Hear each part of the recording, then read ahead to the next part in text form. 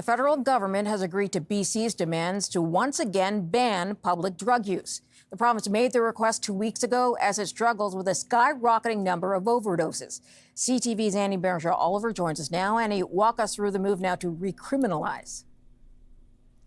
Marella, it's estimated that every day in British Columbia, at least an average of 6 people are dying because of unregulated drugs.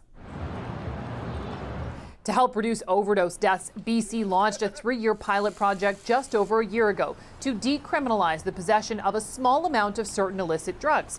Now, due to safety concerns from the police and public, the BC government officially asked Ottawa and Health Canada about 2 weeks ago to revoke the exemption and make illicit drugs illegal once again in public places.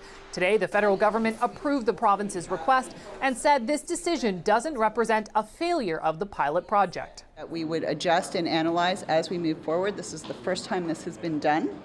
As in any pilot, it is a process of learning, taking that learning and adjusting and making sure that we move forward so that we're saving lives. So far in 2024, 572 people in British Columbia have died due to unregulated drugs.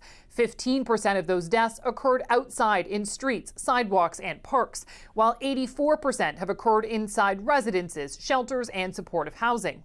Drug overdoses. The issue has been highly politicized in the House of Commons over the last few weeks, with Pierre Poilievre even calling the Prime Minister wacko last week for his policies on decriminalization. Today, the issue starting off question period once again. Does he believe that people should be allowed to smoke meth or crack in children's soccer fields? Obviously, no one in this House does. That is why we agreed with the British Columbia government to modify their pilot project to better suit their concerns. Harm reduction advocates say that this change, which takes effect today, will put BC's most vulnerable at risk, as once again they will be in danger of being arrested and may not be referred to the health and social services they desperately need. Marella? All right, it's a complicated one. Annie, thanks for that.